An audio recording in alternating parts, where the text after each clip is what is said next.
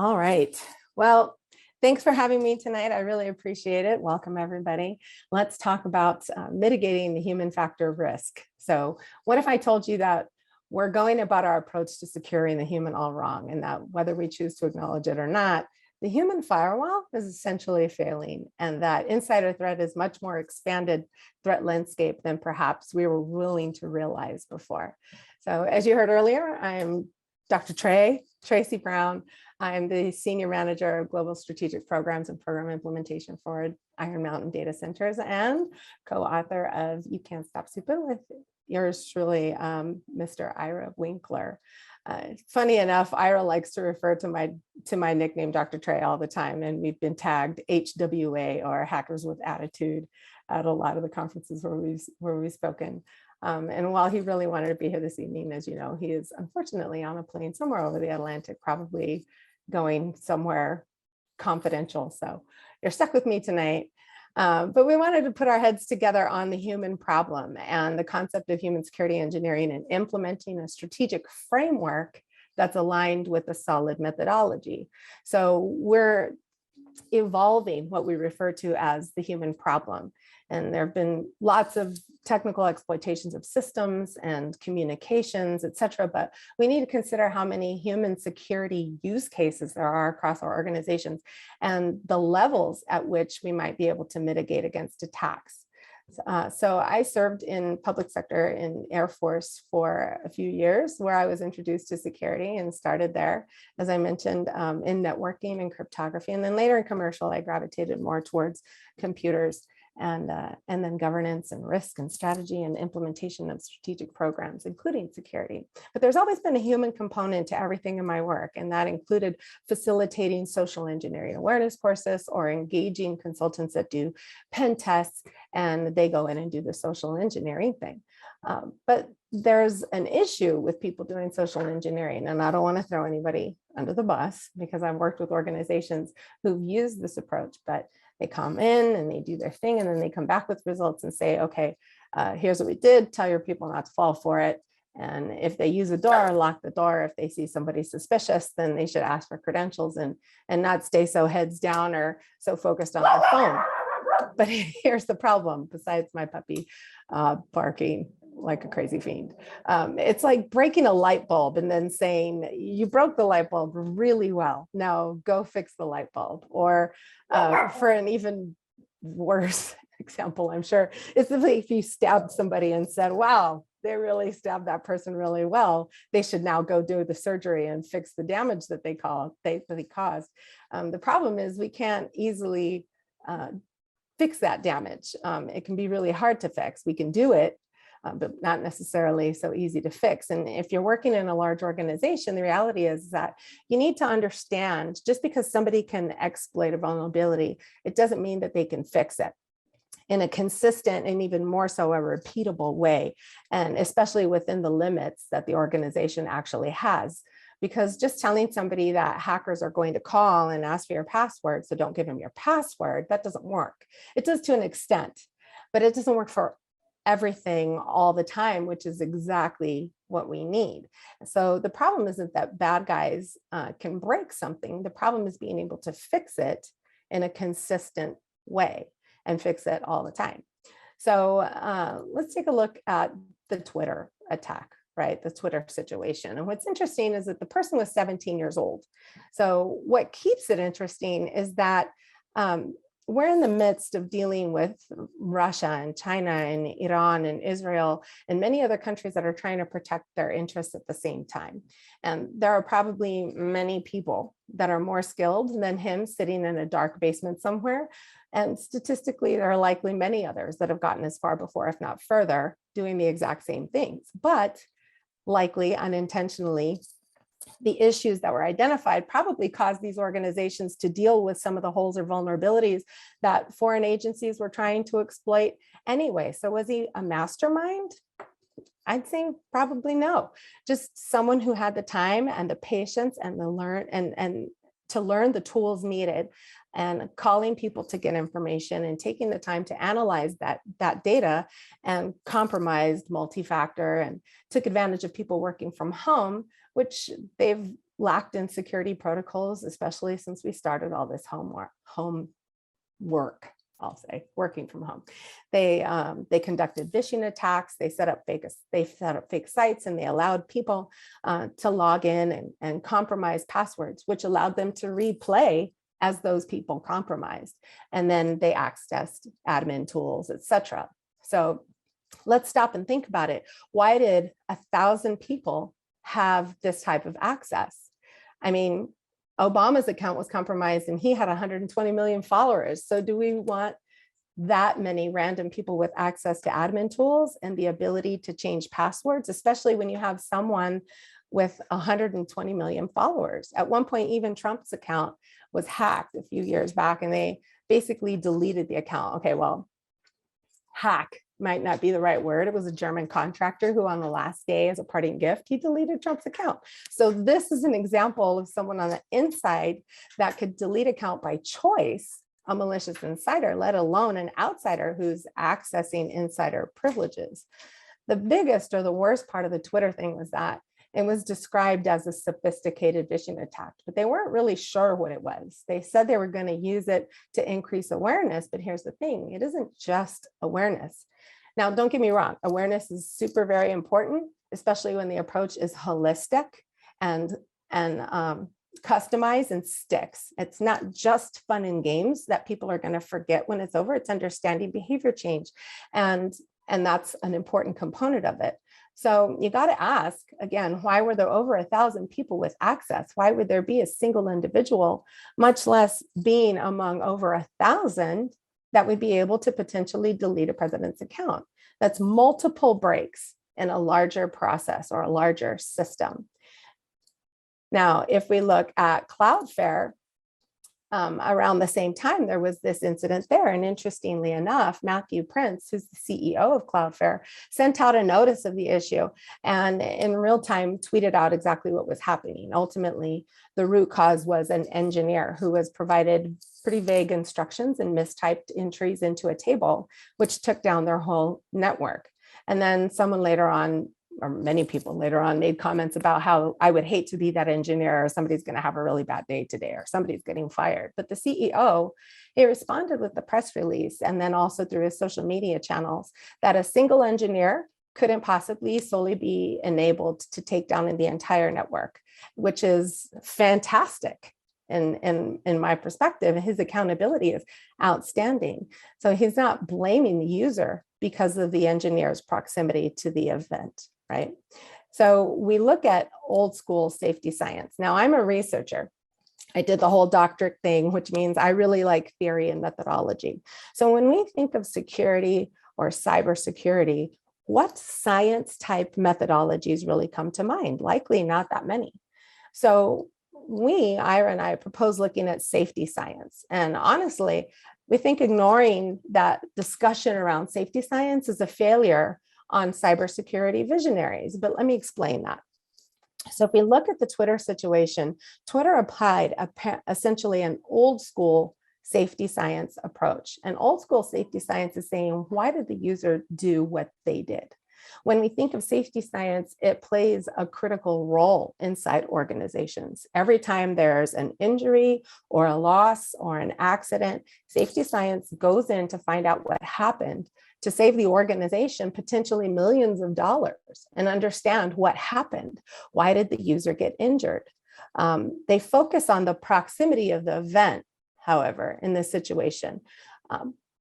Let's look at a different example. If a doctor makes a mistake, we understand it isn't just one action. It's the result of multiple actions, many actions that led to the error in the process.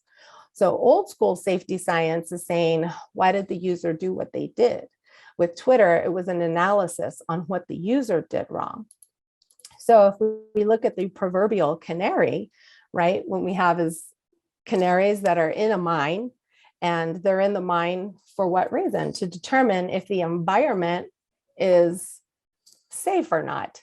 And so what do we want to do? We have a canary flying around, the environment is potentially toxic, the canary dies. What do? Get new canaries? No, we have to take a look at what's happening within the environment. So if we look at our operational problems, proximity to it doesn't explain much. Mechanical things are going to break down. That's what they do. Technology breaks down. Cars break down for a reason. It's a systematic issue. When a medical postmortem is conducted after a serious medical issue, it's discovered again that there's multiple points or actions along the way that contributed to one bad action. It's a complex string of decisions, right? It's the environment that needs to be addressed as well, which is contributing to the situation. So let's take a look now at new school safety science. So it's like saying, right, if the canary dies, the better solution is to have a healthier canary. Rather, the purpose is for us to determine the environment, right? And in security, if somebody makes a mistake, like with the criminal mastermind, what do? Our first thing is to make the user more aware. So perhaps we give the canary a gas mask, but the error is a failure of an entire system. Cloudflare was a failure of the system. You don't want healthy canaries that just might drop dead. You want users that are healthy, that won't create artificially better solutions, which is a problem. Rather, we need for them to behave the way they're supposed to, the way we need for them to, because the user is a part of the system, right? So there's, for example, the HR department, there's a reason that they're about human resources. People who work within the organization are part of the overall organizational system. So new skill safety science is looking at all of the factors surrounding the user, looking at all of the enabling factors. Why was the user in the system? How did the user get to the proximity of the incident? Now, Ira loves to add this slide, right? This picture alone gives me the heebie-jeebies, but it's probably because I'm totally terrified of scuba diving. And really, I would just rather do about damn near anything else. It just seems unsafe to me. And I don't think humans are supposed to breathe underwater. I mean, why force the issue, right? But alas, I have friends that love it and it insists that it's awesome. Ira is one of them. So they stated their case why scuba is so safe, right? It's so safe. Master classes are made for exactly that, to essentially stop stupid as much as possible, because instructors, or at least good instructors, know that stupid is going to happen. So they have to teach this to incoming instructors and master divers, and they essentially have to teach them how not to kill themselves in a treacherous experience. So the diving industry professionals have learned to create a process and teach their students to function in multiple scenarios, how to behave, how to make decisions, how to identify their reactions. There's insurance for the school, there's instructors, there are numerous safety checks when the dive experience is happening. And when they are certifying instructors and certifying divers, there's an observer, just like you'll see here in the picture on the far right corner, there's an observer along with the trainer to mitigate any issues that the trainer doesn't see. So there's multiple layers of security. They mitigate against risk using multiple channels and processes and behaviors, et cetera. So if something goes wrong, where does the blame fall? Right? So it's not your fault. Sometimes Ira likes to say it's bro science. So I'll use his terminology since he's not here and we don't get all the Ira-isms. But he likes to say, oh yeah, do more, bro, and do more. They say that because we know that there are layers of stuff that's handed down to people in security positions, but they don't always know exactly where it came from. And we've got folks that are shoving multiple technologies our way. And we like to say that normal firewalls suck. So why would you want a human one, right? The user shouldn't be our last line of defense. If the user's a final determination of what is wrong or right, or what to do and what could cause harm and what could not cause harm, then we should probably take a look at whether or not somebody should be fired. But I mean, statistically, if we look at it, 4% are probably already sociopaths or psychopaths and could cause harm at any given time. So if you're still focusing on proximity to the event, then you're likely only trying to make a user more aware instead of not just awareness, but looking at the entire system. All right, so let's take a look at an example, at various different iterations of my career, I was involved in multiple industries, right? Within several business arms included adult education, corporate leadership learning, and I was tasked for implementing behavior changing training, which at the time seemed awesome. I was following the right methodologies, people are learning, which I'll talk more about later, but this is only just a tactic, right? It's part of a larger strategy, and learning is a very small percentage of implementing the change. From a safety science perspective, the blame for user action goes into the environment 90% of the time. So, for example, I was working with an organization where in the hangars, people kept getting hit by forklifts as they were walking around these large hangars.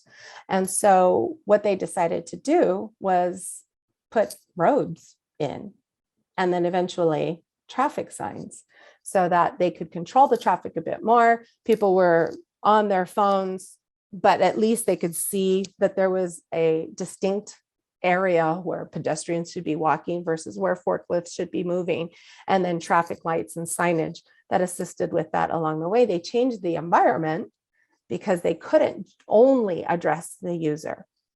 So they tried to make sure that they were addressing the user in a way by using lines and lanes and signage and traffic lights, and giving them awareness of not only, hey, here's the new environment, here's how you need to behave, and then forcing that issue by controlling the environment more, right? So how many of you have clicked on something accidentally when something went wrong? We're likely to have multiple technologies here. And the more technologies you add, then likely the heavier weight your agent is going to become. And even more importantly, if attackers manage to pass all of those gates, which they likely can, they now have a free pass to the system. So we have to remember that the user is just 10% of the problem, while 90% is in our hands to mitigate those problems. So what is the 10%? Well, the 10%, which increases our human threat landscape, right, is carelessness. They could be just blatant ignorance. They don't know what to do. They weren't told what to do, wasn't documented what to do. It could be potentially a lack of training. It could be malice, as we've seen in some of these situations. So this is where awareness training fits in for the most part.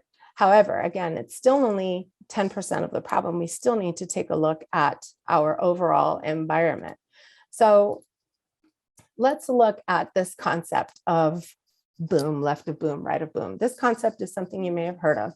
It's from military science, or reference to the kill chain that you may have heard from Lockheed Martin on the cyber kill chain model, but we'll talk boom for now. 90% of the time, bad actors will see the user as their primary attack vector. So we look at boom as the user, and then left of boom are the actions that the user takes before the user takes that final action where an incident occurs, and then right of boom are the things that happen after the user takes the action. So what is boom? Boom, left of, and right of are, again, reference to counterterrorism models, and you can also hear the term flashbang or from flash to bang, where boom is the point that the attack occurs, and then left of boom is proactive or preemptive, what led to the action, where we're mitigating controls and our awareness reside. And then right of boom is reactive to the boom. So this is where we are responding to an attack. What's important about this model is that within every phase of the attack, there's a point of protection, detection, and reaction. So going back to the canary or proximity of the user, they're only involved at the point of boom for the most part. The environment, right, or the mine is bad. And now our canary is dead because we've had a situation, an attack has occurred, and the user has now initiated a loss of sorts.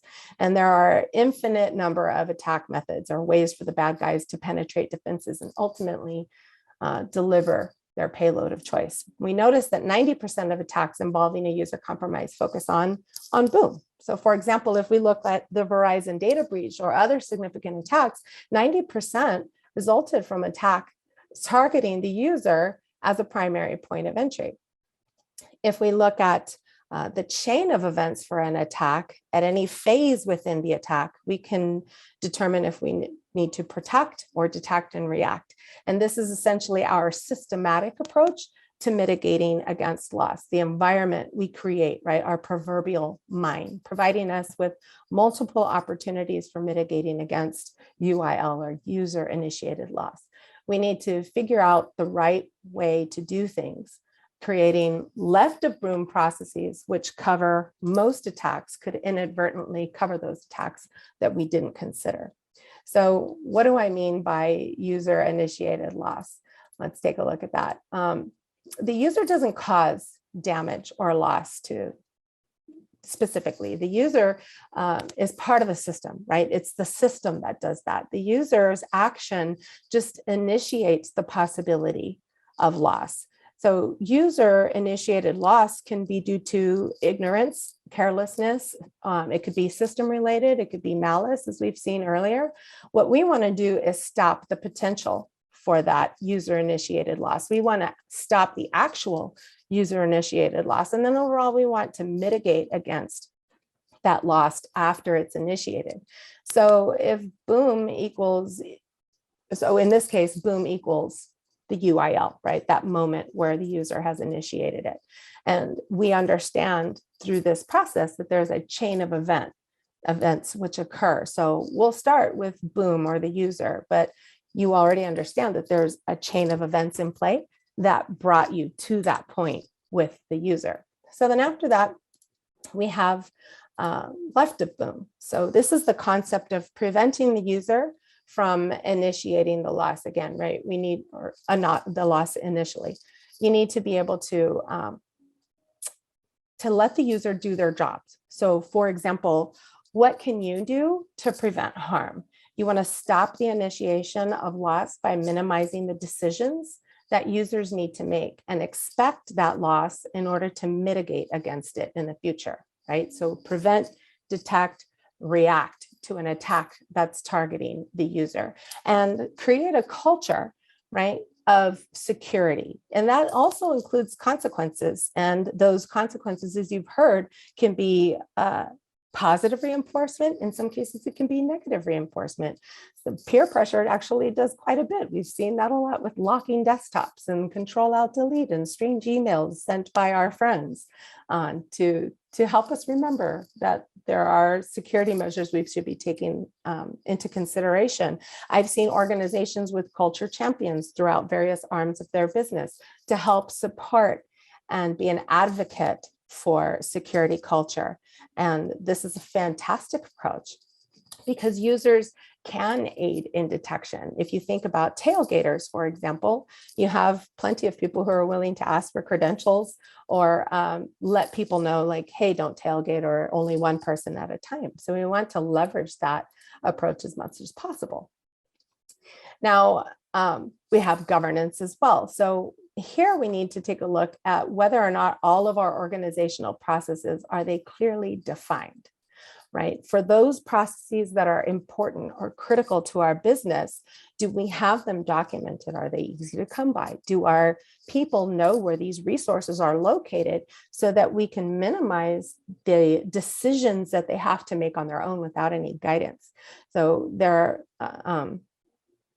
our users' actions are there, they're by default, right? Or are they intended? Is this the result that we wanted from our users because they have clearly defined processes? And this is what we need to think about where governance is concerned. So let's move back over to Boom.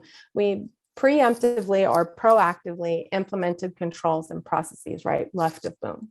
We've had awareness training. We've tested via phishing campaigns and other tactics for mitigating threats before they get to the user. Now we're at the point of boom. So the user is now presented with the potential to initiate a loss. And this is where the user is able to make a safe decision or an unsafe decision for that matter, and take a specific action or behave in a manner where they may or may not initiate a loss. And this is where the processes that we've defined come into play. We need to consider if they actually have followed that designated process, if they're able to follow the steps.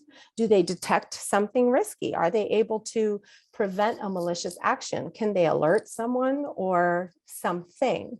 I was at a big conference not too long ago and listening to a CTO talk about the 10,000 gaping holes in their organization. You know, I've got 10,000 problems that I've got to deal with. I have 10,000 gaping holes in these people. Okay, well, what have you done to help them with the process, right? What actions are happening that can result in a loss? And are your users prepared with the common knowledge that's required for their successful behavior, for their successful actions when they're presented with a point of opportunity? Now, the user is going to take an action, and it's important to remember that the action can be accidental, it can be careless, it can be willful or malicious or even forced. So how are we approaching this, and how are we creating the right culture and the right environment for our people? I was working at a healthcare organization, and this one facility, it was in Arizona, this one facility had medical records, and so it was lots of access control. And the culture within the environment was teaching everybody there, all of the employees, to not be afraid to ask for credentials, right? It was that important. And again, it's a tactic, but it worked because they weren't afraid to ask for credentials. They knew the process for obtaining access to a controlled area. Now, Arizona is a desert, and when it rains, it can flood. And in this particular instance, it flooded. And so when people walked into the lobby to get to the access controlled area, the carpet behind the doors in the access controlled area had been flooded out. And so the operations or facilities folks came over, they opened the doors and put fans all over the place to dry out that area. Now, when folks started to come in that morning, the lobby is full of people, the doors are open into an access controlled area, and they're standing around wondering, okay, what do we do now? And at some point, one of the employees grabbed his badge, walked over, hit the badge reader, and continued on to into this secure area. And then one right after the other followed suit. So they had been successful at creating this culture, at creating a process and making it part of their behavior change. And so success, right? In data center, we have climate controls, and in climate controls, we need to determine who has access to this information, who has access to the network. Are we too far away from it? Are we too close to it? What are we doing to ensure that our controls are protected and that our data centers are protected as well? What are we doing to make the human element more secure and ingrain these security best practices within our processes and creating the right environment where they can be successful? And that's inclusive of the right policies and governance. Now, we can't fix everything, but the goal is to try and minimize the loss with solid processes, procedures, and of course, governance. So we ask ourselves, are the user's actions specifically defined? Again, are they documented? Are all of them necessary? Is there a backstory to anything? We like to say that we have, in some cases, we have Elmer Fudd's running around like, where's that Wascally Wabbit? I can see it, I'm gonna look over here. But that's not what we want. We want somebody who has a very identified and documented way of behaving, right? And relying on organizational processes to make the right actions occur so that we can mitigate against any UIL. Again, are all the actions necessary? In some cases, you may have a backstory behind why something is done the way that it's done. For example, I worked with an organization who had a server to a legacy application, and that legacy application was written in a language that nobody at the organization was familiar with anymore, nor could they call them back. So they had this server under lock and key, and there was a whole process behind protecting that server until they could get to the point where they could replace that application with something different. So in some cases, or you may need to actually ask your frontline staff or ask the people that are in these processes, why is this done the way that it's done, and understand the backstory, and then make sure that you document that information as well. All right, so that takes us to right of boom. So now a loss has been initiated. Now, what we have to find out here is, how did we expect that? Was our environment ready for it? Who has admin privileges? What is the process around that? What are we doing to ensure that those people who should have it, and those people who shouldn't have it, don't have it? Are we paying attention to churn in our environment? And if people are leaving the organization, are we making those changes to the rights or eliminating their account to make sure that we have that under control? So what are additional protections that we can add in? Additionally, are we analyzing the loss that the user initiated? What did the user do? Yes, but what else can the users do? What can we do the next time around? What is our feedback loop to ensure that we're mitigating in a preventive way in the future from potential loss? So as you heard earlier, I like frameworks. So we have this framework that we came up with in human security engineering, which is inclusive of the user at the center, of course, but then around that, they're wrapped in awareness, which is a tactic of our overall strategy. But that strategy also includes nudges to support that and our security best practices along the way. It's the overall user experience, and that's wrapped up with our endpoint technology, which is also behind our technology infrastructure. And then, of course, around all of that is governance. So when we look at our model for human security engineering, of course, it starts with the user in the center, and then all of the contributing components outward until we get to the point of governance. So if we want to look at it in a scenario, this is a human security engineering model for phishing, right? So if you look at the left side of the picture, then we have left of boom, right? Boom is the user there in the middle. Left of boom, we have what's happening here. So we have a malicious actor. They have access to a botnet. And what are our preventive factors here, right? We have perimeter devices, a mail server. We have our email client that's going to an inbox, our user interface.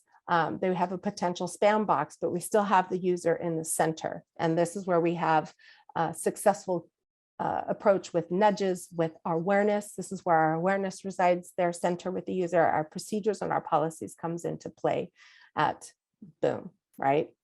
And then we have our left of boom, which is our reactive. What are we going to do now that the action has occurred? Is there a warning that takes place to let the user know, hey, something is going on. There's a potential phishing email in your midst. Are you sure that you want to do this? Is there a confirmation along with that in the user interface?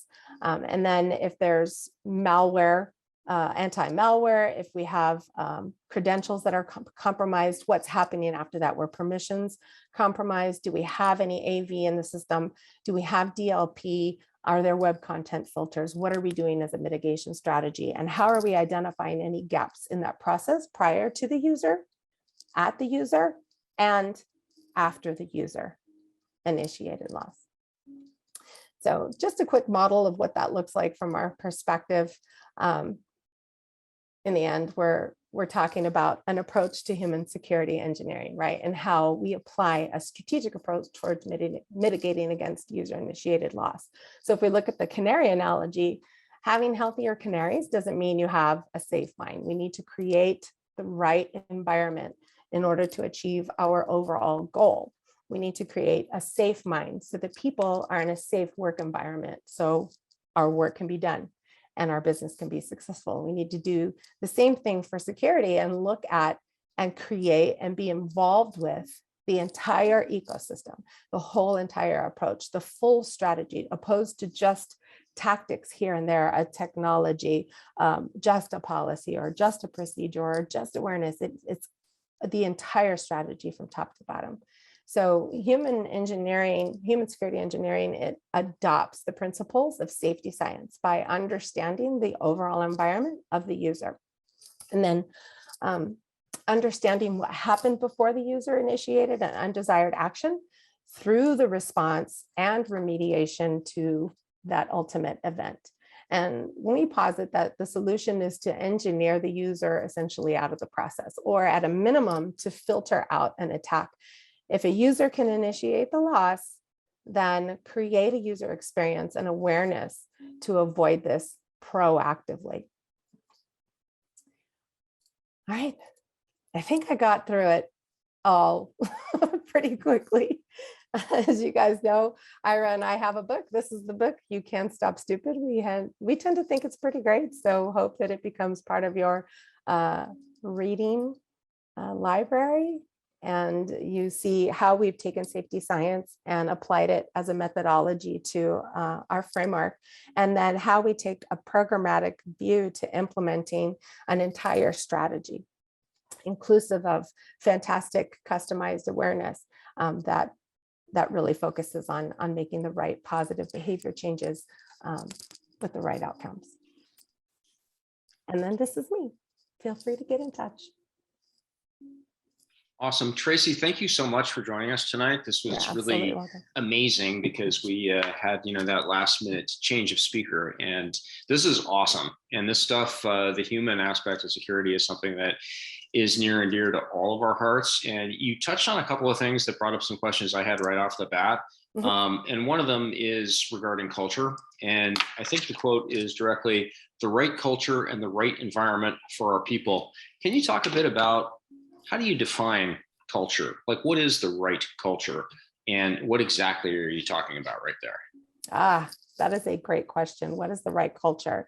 So culture is inclusive of quite a few components, right? Culture is not only what we do, but why we do it and how we do it in a way that's in alignment with our values as an organization. And in this case, when we are creating a culture of security, what we value as security professionals, what are we doing to ensure that we're working with various arms of the business so that they know that we're there to assist, to consult, and to help them as they're creating their own environments to implement the best practices that we as security professionals can offer and consult them when they're doing their thing. And so it's ensuring that, again, it's in alignment with our values as security professionals and with our organizations in what we do and how we do it and the way that we do it. It becomes how we behave. It becomes second nature and automatic. It's in the way that we think and in the way that we behave.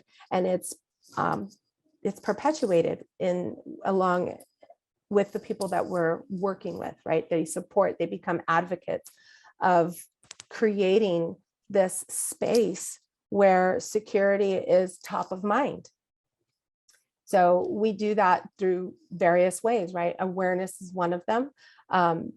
Nudges that we can speak of. We have different notifications, but most importantly, we have, for example, using culture champions, security culture champions.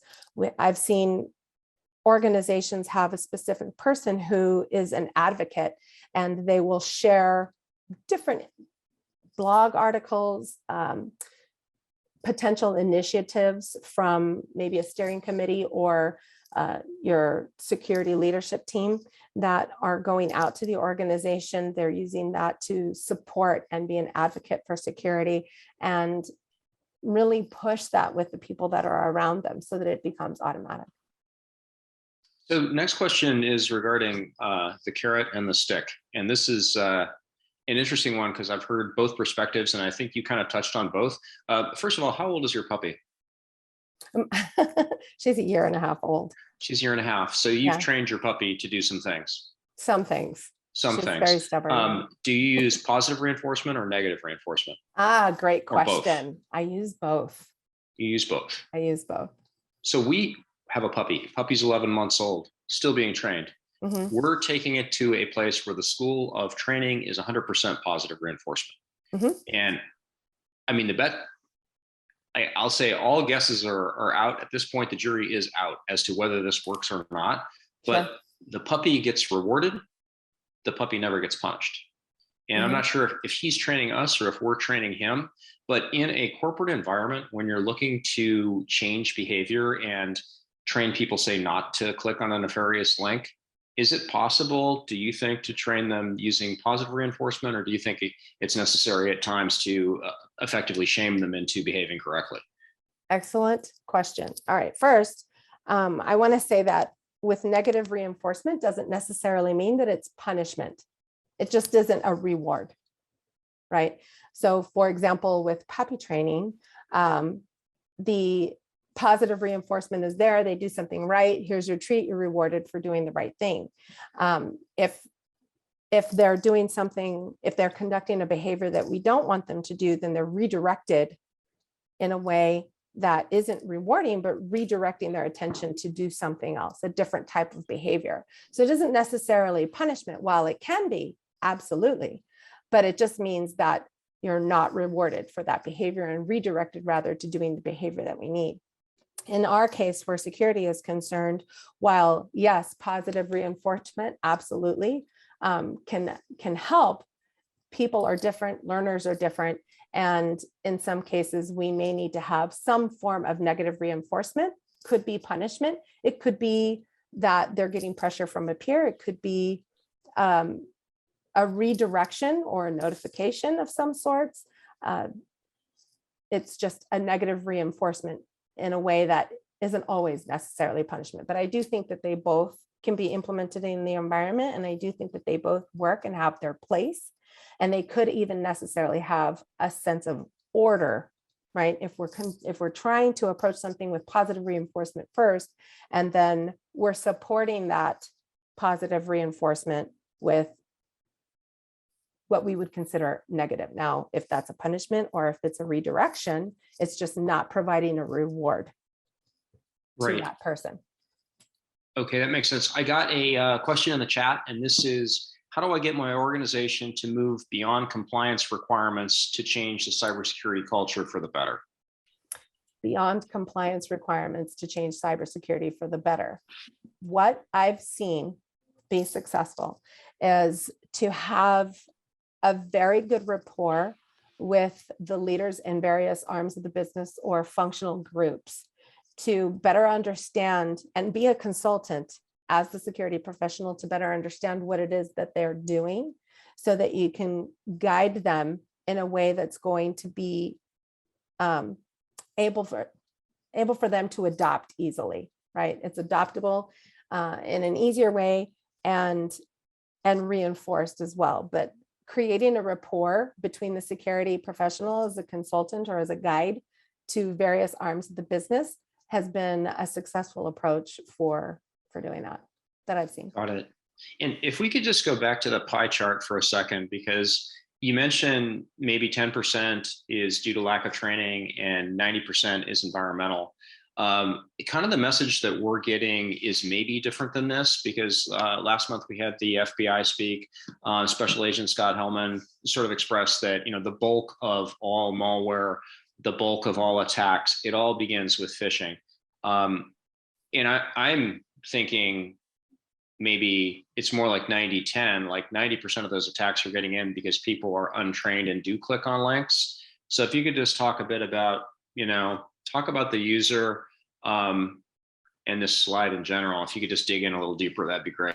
Okay, so if we're looking at the user, yes, while many of the attacks are targeting our user, we have to look beyond that to determine how we are handling our environment, right? So yes, a phishing attack might come in, but as you saw in the model at the end of the presentation, we have technologies that are left of boom. We have technologies and processes that are right of boom. So if we're looking at this, it's 10% is the user behavior, is that action that the user is taking in proximity to the event. But we also have the remainder of that environment. What did we do prior to that phishing attack coming into the environment? And if there's something happening there, what are our technologists doing to properly engineer or to properly implement a technology or to document the processes that are required for that part of the organization, for that group, for that piece of technology? So there are multiple points of potential entry or vulnerability at the beginning preemptively as well as with the user who is conducting that action, what happened that made that user conduct the action? What decision did that user make? Is there a gap that we need to address? And then additionally, what are the technologies and processes that are happening after that event? So where we're saying here is that, yes, that click of the button, that click of the link is the user, but what have we done in the meantime to mitigate against that? What is our piece and our team's role in mitigating against that? What have we documented? What did we do, or what could we have done to make sure that the user's behavior, whether right or wrong, was mitigated at every potential point along the process? What was the environment like? And this next question is just a personal question, because I always ask people what books they recommend. So I'm going to guess and say, you might recommend we read You Can Stop Stupid. Can you just tell me just a bit about the book? There's a lot of security books out there and I love them. And, you know, this book could be up next. Why should I read it? You should read it because it is an end-to-end approach on security strategy and how to implement it within an organization, utilizing an approach such as safety science, right? It is a methodology as well as a framework for an entire strategy with potential ways for implementing that across the organization. Nice. Needless to say, I'll want a signed copy. You got it. Awesome.